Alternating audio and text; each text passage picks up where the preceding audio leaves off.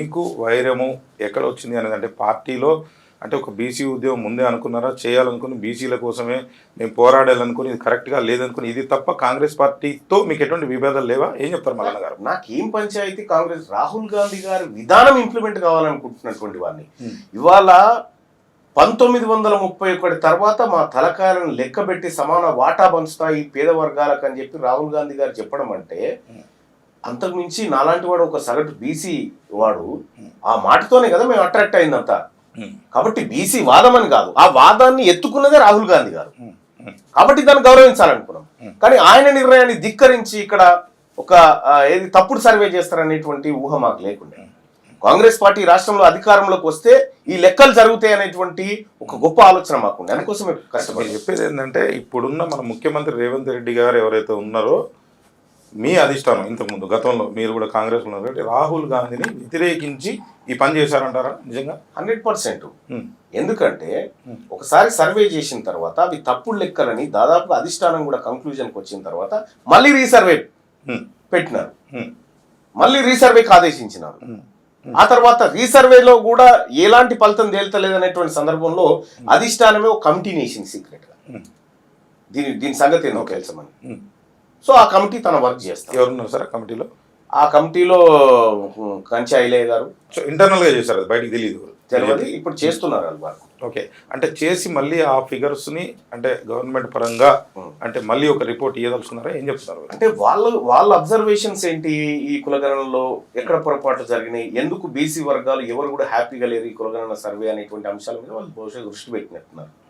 అంటే నేనేం చెప్తానంటే సార్, గతంలో కూడా కృష్ణయ్య గారు కూడా ఇప్పుడు కొత్తగా మీరు ఉద్యమం అనో లేకపోతే రీసెంట్గా మళ్ళీ కొత్తగా జేఏసీ అని మీరు అంటే చేరని పార్టీ అంటూ లేదు, నేను తప్పుగా అనట్లే. అందరూ అన్ని పార్టీలు మారుతారు. ఇప్పుడున్న పెద్దవాళ్ళు ఎంపీ కావచ్చు, ముఖ్యమంత్రులు ఇప్పుడున్న ముఖ్యమంత్రి కూడా వేరే పార్టీ నుంచి వచ్చింది. అంటే మీరు టీఆర్ఎస్ కావచ్చు, లేకపోతే టీడీపీతో సంబంధాలు కావచ్చు, లేకపోతే కోదండరామ్ గారితో కావచ్చు, ఇంకా రకరకాలుగా బీజేపీ కాంగ్రెస్ అన్నిట్లో ఉన్నారు. అంటే జనాల్ని మీరు నమ్ముతారంటారా, తీన్మార్ మల్లన్నని నమ్మొచ్చు అంటారా? అంటే ఎట్లా చెప్తారంటే ఇది నా సొంత ప్రశ్న కాదు, కామన్ మ్యాన్గా ప్రజల తరఫున ఇక్కడికి వచ్చే ముందు కొంతమంది పంపిస్తే ఏమన్నారంటే మళ్ళీ అంతకుముందు మీ గతంలో వీడియోలన్నీ కూడా చూస్తే హెల్త్ ఎడ్యుకేషన్ ఈ ట్యాగ్లో నాకు బాగా నచ్చింది. ఎందుకంటే ఈ రెండు కనుక సెట్ చేయగలిగితే నేను అనుకున్న ప్రకారం ఈ బీసీ ఉద్యమాలు అక్కర్లేదని నా ఒక కామన్ మ్యాన్గా నాకు అనిపిస్తుంది. మీరేం చెప్తారు? ఫస్ట్ మీ క్వశ్చన్ ఒకటి విడిగా చేసుకుంటారు. తప్పకుండా. తీన్మార్ మల్లన్న ఇప్పటి వరకు ఎన్ని పార్టీలు మారిండు చెప్పండి. నాకు తెలిసినంత వరకు అయితే కాంగ్రెస్ ఉన్నారు, బీజేపీలో ఉన్నారు, కోదండరామ్ గారి పార్టీలో ఉన్నారు, లాస్ట్కి ఇప్పుడు ఉన్నటువంటి కాంగ్రెస్ నుంచి బయటకు వచ్చారు. ఇప్పుడు పార్టీ పెడతారా ఏం పెడతారా ఇప్పుడు చెప్పాలి మీరు. కోదండరామ్ గారి పార్టీలో నేను ఇప్పుడు చేరినట్టు మీ దగ్గర ఆధారం? నేను అందుకే కోదండరామ్ గారితో ఉన్న పార్టీ పేరు కూడా చెప్పలేను. అంటే ఐ మీన్ మీరు అడగాల్సింది తప్పకుండా చెప్పండి. తీన్మార్ మల్లన్న కాంగ్రెస్ పార్టీ నుంచి బీజేపీకి పోయి కాంగ్రెస్కి వచ్చింది. ఇది నేను చేసింది రాజకీయంలో. ఇక్కడ రేవంత్ రెడ్డి గారు ఏబీవీపీలో తిరగొచ్చు, తర్వాత బీఆర్ఎస్ పార్టీలో చేరొచ్చు, తర్వాత అక్కడి నుంచి తెలుగుదేశంలో పోవచ్చు, ఆ తర్వాత కాంగ్రెస్ పార్టీలో చేరొచ్చు. అది తప్పు కాదు, ఎందుకంటే అప్పర్ క్యాస్ట్ కదా, వాళ్ళు ఎన్నైనా మారవచ్చు. రెండోది డీకే అరుణ గారు సమాజ్వాదీ పార్టీలో చేరొచ్చు, కాంగ్రెస్లో ఉండొచ్చు, బీజేపీలో చేరొచ్చు, బీఎస్పీలో పోటీ చేయొచ్చు, మళ్ళీ బీజేపీకి రావచ్చు. ఎందుకంటే అప్పర్ క్యాస్ట్ కాబట్టి మీకు అది కానీ నా ప్రశ్న అది నేను కంక్లూజన్ చేయాలి. తప్పకుండా ఎంతసేపు తీన్మార్ మల్లన్న ఇన్ని తిరిగిందని చెప్తా ఉన్నావు, నీ దగ్గర ఆధారమే లేదు, నువ్వు ఎట్లా అనగలుగుతావు ఈ మాట? చెప్తా. తీన్మార్ మల్లన్న ఏ పార్టీలో సభ్యత్వం తీసుకుంటో చూపి ఇప్పటి వరకు. అంటే ఏ పార్టీలో మీకు సభ్యత్వం లేదు, ఏ పార్టీ కదా అంటే ఏ జెండా మోయనన్న తీన్మార్ మల్లన్న బీజేపీలో లేడా అనేది ఇప్పుడు కాంగ్రెస్ పార్టీ తరఫున టికెట్ అయితే నేనే చెప్పిన, కాంగ్రెస్ నుంచి బీజేపీకి పోయి కాంగ్రెస్ కి వచ్చిన. ఓకే, అంటే ఏ పార్టీ జెండా మోయను అన్నప్పుడు నాకు కూడా మంచిగా అనిపించింది. అరే ఇదేదో బాగుంది, కొత్త రకంగా ఉంది, హెల్త్ అంటారు, ఎడ్యుకేషన్ అంటుండ్రు, మరి ఈ రకంగా రైట్ టు రీకాల్ అంటారు అని చెప్పి చాలా మంది నాలంటూ నిజంగా చెప్తున్నారు. నేనేమంటున్నా, ఇప్పుడు సమాధానం చాలా మంది ఇన్పుట్స్ ఇస్తారు నాకు, దాంట్లో వాస్తవం ఏందనేది క్రోడీకరించుకున్న తప్పకుండా నేను క్వశ్చన్ వేయాలి. ఇప్పుడు మీరు ఎవరో అన్నారని చెప్పి మీరు అడగండి. ఎవరు కదా సార్, నేనేమంటున్నాను, మీరు అడగండి. మీరు అడిగితే నేను చెప్తా. సార్ నేను అడిగిన ఇప్పుడు ఏం అడిగినారు? ఇప్పుడు నేనేమంటున్నా అంటే ఏ పార్టీ జెండా మోయనని ఒకటి అన్నారు, హెల్త్ అన్నారు, ఎడ్యుకేషన్ అన్నారు, ఇవన్నీ ఏ పార్టీ జెండా వదిలిపెట్టారు అనుకుంటారా?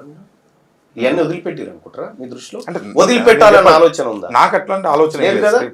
హెల్త్ అండ్ ఎడ్యుకేషన్ కోసం నేను కొట్లాడుతున్నాను. హెల్త్ అండ్ ఎడ్యుకేషన్ అంశాన్ని తెర మీదకి తెచ్చి బలంగా కొట్లాడుతుంది నేను. రెండోది బీసీలకు సంబంధించినటువంటి అధికారం విషయంలో ఆర్ కృష్ణయ్య గారు 10 మాటలు చెప్పిండు. నేను ఎడ్యుకేషన్, స్కాలర్షిప్లు, ఫీజు రియంబర్స్మెంట్ల మీద పోరాటం చేసిన, రాజకీయపరమైనటువంటి పోరాటాలు చాలా తక్కువ చేసిన ఆయన చెప్పిండు. మేము అది చేసినాం.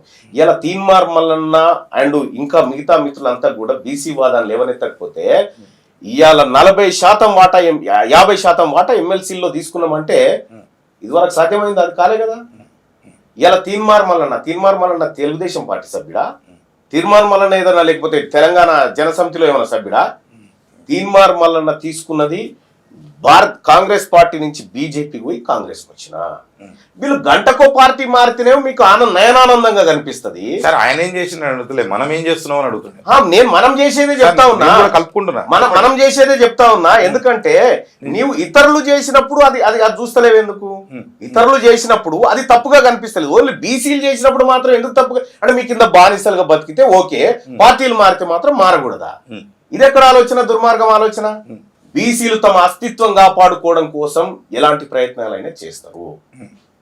అది మీ దృష్టిలో తప్పే కావచ్చు, కానీ మాకు కరెక్టే.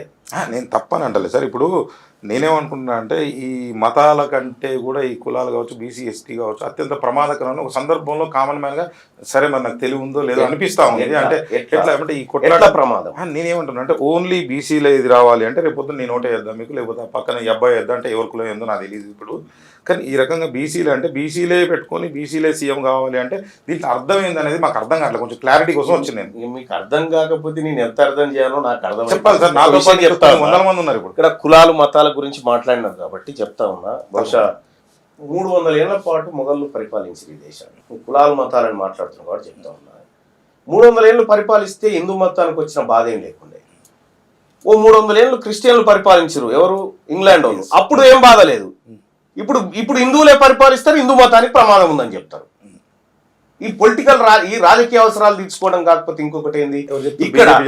ఇక్కడ నువ్వు కులాలు మతాలు అన్నావు కాబట్టి ఇక రెండోది, ఇక్కడ బీసీలు అధికారం అన్నప్పుడు ఇట్లా అడగడం ధర్మమేనా? మేము ఓటు వేద్దా అంటే నేనే చెప్తా ఉన్నా మీరు రెడ్డి అయితే నాకు మీ ఓటు వద్దని చెప్తా ఉన్నా. నేనే చెప్తా ఉన్నా మా ఓటు వద్దు. ఇలా ఎవరి ఓట్లతో మీరు అధికారం చేసిరు ఇవాళ 70 సంవత్సరాల నుంచి? ఇక్కడ మా ఓట్లతో గద్దెనెక్కి మాకు అధికారం షేర్ చేయమంటే మీకెందుకంటారా? ఏంది ఇది? ఈ అహంకారం ఏంది? ఓట్లు ఎవరివి? 100కి 60% ఓట్లు మావి. 5% ఓట్లు లేనోళ్ళు 60% మీద అధికారం చెలాయిస్తా ఉంటే మేము అధికారం కావాలన్నప్పుడు మేము శత్రువులమా? మేము కులాల మధ్య చిచ్చు పెడుతున్నామా? ఇలా 43 మంది రెడ్లు అసెంబ్లీలో కూర్చున్నారు కదా, ఏ కులం లేని ఎట్లా కూర్చున్నారు? మరి 13 మంది వెలమలు కూర్చున్నారు కదా, 2% 13 మంది వెలమలు కూర్చున్నారు కదా. మరి మీ ఇద్దరు కులాల దాదాపుగా 50 మంది పైచీలుకున్నారు ఏందని పోయి అడగవు.